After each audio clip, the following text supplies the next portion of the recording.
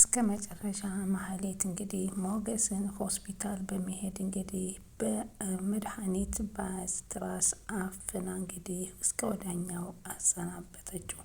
በጣም ያሳዝናል።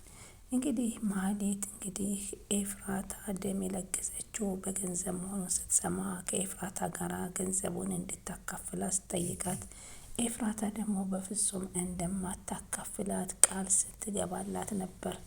እንግዲህ ይህንን ወስና ለዝና መናገር እንዳለባት አቅዳ እንግዲህ ለዝና ትደውልለታለች። በዚህን ጊዜ ደግሞ ሉላ ከሞገስ ጋር ተቀምጣ ሞገስን ይህን ነበር የፈራሁት እያለች እየተጨናነቁ ነበረ። በዚህን ሰዓት እንግዲህ ሉላ ደግሞ ያው ለጊዜው ጥለሹ እንዳትይዚ ብትባልም መድብል ቢያስጠነቅቃትም ሞገስ ደግሞ ሉላ ትቀደምብኛለች በማለት ሉላም በማሰናበት ወደ ቤቷ እንድትሄድ በማድረግ ነበረ ይህን እቅድ ለማህሌት እየተሳካላት። ሰላም ወደ ቻናል ተከታታዮች ሰላማችሁ በያላችሁበት ይብዛል። ለቻናል አዲስ የሆናችሁ ሰብስክራይብ፣ ላይክ፣ ሼር እያደረጋችሁ እስከ መጨረሻ ቪዲዮ እንድትመለከቱ በትህትና ጠይቃለሁ። ምሳሌ ቀጣይ ፓርቲ ይዘንላችሁ መጥተናል።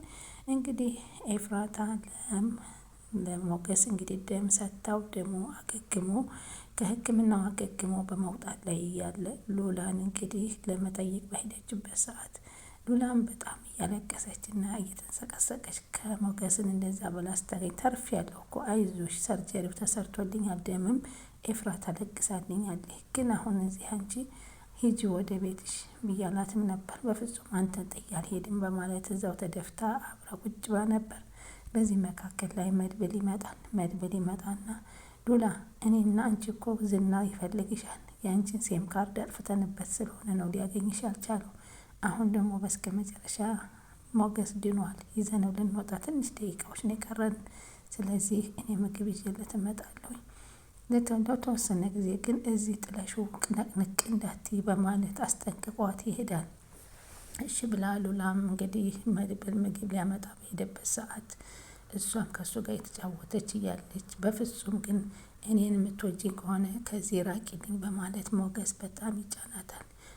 ጥዬ አልሄድም ብትለውም ጥለሽኝ ብትሄጂ ይሻላል፣ አንቺ ዝና እዚህ ቦታ የሚመጣል ካገኘሽ አንቺን አንድ ነገር ያደርግሻል እባክሽ በማለት ሲለምናት እሺ ብላ እሷም ወደ ቤቷ ታመራለች። በዚህን ሰዓት እንግዲህ ገንዘብ እንድታካፊኝ ደም ምርመራ ደም ሰተሽ የተሰጠሽውን ገንዘብ አካፍኝ ስትል ማህሌት ኤፍራታን ትጠይቃታለች። ኤፍራታ ደግሞ አላካፍልሽም ባለቻት ሰዓት ነበር እንግዲህ የት ሆስፒታል እንደተኛ እናገራለሁኝ፣ ይህን በስራት ስነግረው ገንዘብ እጅ ጠሯል ይሰጠኛል በማለት ወደ ዝና የደወለችው። ከዛም ዝና ጋር ማህሌት ትገናኛለች። ምን ሆነሽ ነው? በደህናሽ ነው? ብሩክ መኖሩን ብትሰሚ ደስ ይልሻል ወይንስ ይከፋሻል? በማለት ይጠይቃታል። ደስ ይለኛል አለችው። ግን ደግሞ ያሳዝነኛል በምትለው ሰዓት ደስ የሚልሽ እኮ ምናልባት ሰላም ሆኖ ወደ ቤቱ ከተመለሰ በቤቱ ያስቀምጠኛል ብለሽ ይሆናል። ያሳዝነኛል የምትይው ደግሞ ገንዘብ ማግኘት ስለቆመ ነው። አዎ እጄ ጠሯል፣ ገንዘብ የለኝም አለችው። እና ታዲያ ገንዘብ እዚህ የሚጠራቀም መሰለሽ? ስራ ካልተሰራ እኮ ገንዘብ አይገኝም አላት ዝና። እሷም እኔ እንደውም ጥሩ ዜና ይዤ መጥቻለሁኝ አለችው። ምንድነው? እስኪ ጥሩ ዜና የምትይው ተናገሪ አላት ማለት ነው። ከዛም እሷም እንግዲህ ሞገስ የተኛበትን ሆስፒታል አውቄያለሁ አለችው። ምን አላት። ሞገስ የት እንደተኛ ሆስፒታሉን አውቄያለሁ። በቃ ጥሩ እንግዳማ አላት። ሞገስ ከተኛበት ሆስፒታል አንድ ነገር እንድትሰሪ እናዝሻለን፣ በዚህን ጊዜ ክፍያው ይከፈልሻል ሲላት ደስታ በደስታ ፈነደቀች። ከዛ ዝናም ወደ ካሌብ ሙሴሲ ደወለና እንግዲህ እንዳለ በህይወት ሞገስ ሆስፒታል እንደተኛ ነገረው። ማለትም ሆስፒታሉንም ማህሌት ታውቃለች ሲለው እንግዳማ ማህሌት ሁሉን ነገር ታጠናቅቀው፣ አንተ ራቅ ብለህ መመልከት ነው ያለብህ፣ እሷ ትቅደም፣ አንድ ከኛ ቦድጋርድ አንድ ስጣት በማለት ካሌብ ሙሴሲ ይነግረዋል። ለመሆኑ ያችንስ ልጅ ምን አደረግካት ሲል ጠየቀው። ቤትን ያስቀመጥካት አለው። አዎ ቤትን ያስቀመጥኳት። እና ገንዘቧን አላመጣችም? አላመጣችም። ታዲያ ምን ትጠብቃለህ ነው? ወይንስ ሚስት አድርገህ በቤት ልታስቀምጣት ትፈልጋለህ ብሎ ሲጠይቀው እሱን ለሚስትነት ከሉላ ቀጣይ እሷን ስለሚፈልጋት መልስ አጣለትና ለማንኛውም ገንዘቡን ማሰጥ ከሆነ አንድ ነገር ወስን በማለት አስጠነቀቀው። ዝናም ወደ እሷ ልጅ ሄደና እንዴት ነው ቤተሰቦች ገንዘቡ እንዲያስገቡ አልቻሉም? አረ በእናትህ ገንዘብ ምንም የላቸውም አይፈልጉሽማ፣ እንደ እርዳታ ተጥለሻል አላት። ከዛም በኋላ አለቀሰች። ታውቂያለሽ ያንቺ ገንዘብ ማትከፍል ከሆነ እኮ ያንቺ ኩላሊት አሁን እንደ ልብሽ ትሸኛለሽ አይደለም ማለት። ስለዚህ አንድ ኩላሊትሽ ቢያወጣ ብዙ ነገርን ይሸፍንላል ወይንም አይንሽ አላት። ምን ብላ ደነገጠች። ወይንም አላት። ቀጣይ ደግሞ ሁለተኛውም ይሸጣል ሲላት እንግዲህ አታሰቃዩ፣ ከማሰናበት ካለባችሁም አሰናብቱኝ የሚል ነበር ያለችው ብሎ በሳቀባት። ከዛም እንግዲህ ከሷ ወጥቶ ማህሌትን እንግዲህ ምን ቦድጋርድ ያዥና መድኃኒት ይዘሽ ማንም ሳያስነቃብሽ በነገራችን ላይ ቀስ ብለሽ ገብተሽ መድኃኒቱን ፈጽመሽ ከወጣሽ ገንዘብ ይሰጠሻል ተባለች።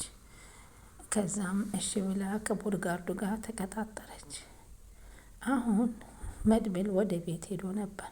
ምሳሌ አባቷን ስታየው ብትደነግጥም መጀመሪያም ቅድስት ተረጋግተሽ አባትሽ ተጎድቶ ነው የሚመጣው ስላለቻት በቃ ሰውነቷ ቢረበሽም አባትን አቅፍ አድርጋ ተጣምራ አልላቀቅም ትላቸዋለች።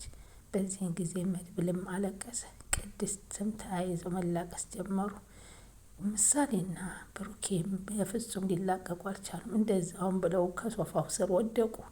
በዛን ሰዓት እንደምንም መድብል አንስቶ ተረጋጉ፣ ተላቀቁና ቁጭ በሉ በማለት ለመናቸው።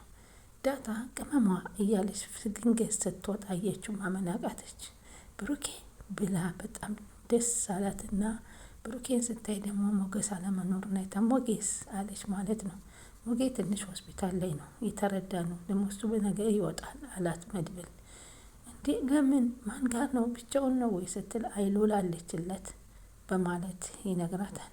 ወይ ሞገሴንም ብሩክንም አንድ ላይ ሆኖ ለማየት በጣም ነው የጓጓሁት ብላ እንግዲህ ብሩክንም ስለነበረው ቆይታዋ ስለ አባቷን ማግኘት ጂፕላስ ቤት እንዳላቸው እንዲሁም ብሩክን እነ ቅድስትንና እነ ምሳሌ ስጠብቃቸው ሁሉ እንደነበረ አዋራቸው። ምሳሌ ግን የጠበቀን አጎታችን ነው እንዲሁም ቅድስት እያለች ተናገረች።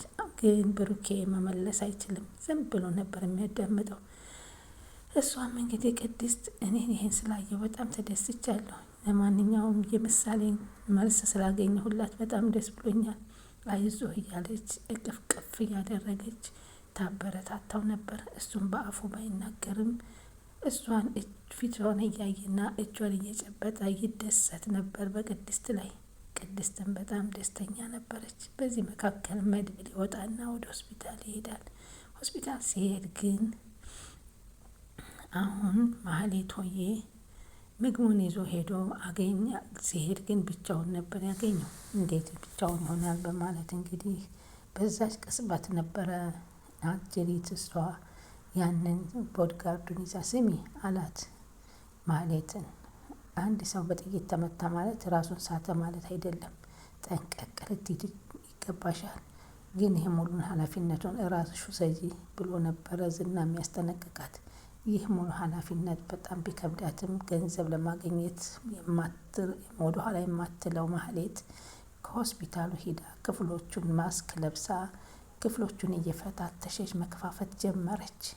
በዚህን ጊዜ ድንገት ደግሞ ኤፍራታ ትደውልላታለች። ማህሌት የት ነሽ? እመጣለሁ። እንዴ ምን ሆነሽ ነው? የት ነው ያለሽው? እያለ ብትላትም ያለችበትን ቦታ አልነገረቻትም። እመጣለሁ አልኩሽ፣ እዛው አርፈሽ ተቀመጭ። ዝናን እኔን ነገርሽው እንዴ አለቻት። ብነግረውማ እስካሁን እሱ ጋር አስቀምጥሽም ነበር። አሁን እኔ ቢዚ ነኝ አትደውይብኝ አለቻት። ኤፍራታም ደነገጠች። አኪድ ማህሌት የሆነ ነገር አስባለች በማለት ውስጧን አሳመነችው። ከዛም ስልኩን ወሮራ ኤፍራታ በቁጭ አለችና ማሰብ ጀመረች። ከዛ ማህሌት ቤቱን አንኳኩታ እንዳለችው ሞገስ ላይ ደረሰች። ሞገስ ከሰርጀሪ በኋላ በጣም ደክሞት እንቅልፍ ላይ ነበረ። ቀስ ብላ ገብታ እንግዲህ ትራሱ ላይ መድኃኒቱን እንድትነሰንሰውና መድኃኒቱ ላይ ከትራሱ ላይ እሱ ሲንቀሳቀስና ሲገላበጥ የሚገል ፓውደር መድኃኒት ነበር የተሰጣት። ያን መድኃኒት ይዛ ገብታለች። ግን እዚህ ጋር እውነት ሰው ከኋላ መድብል እንግዲህ ወደ ሞገስ እያለ ስለሄደ ከኋላ መድብል ይደርስባታልና ትጋለጣለች ብለን እናስባለን። ሞገስ በሰላም ወጥቶ ከነ ብሩኬ ጋር ተቀላቅሎ የምናይበት ጊዜ ቅርብ ነው። እስቲ አስተያየታችሁን እናንተም ስጡ። ምን ይመስላችኋል?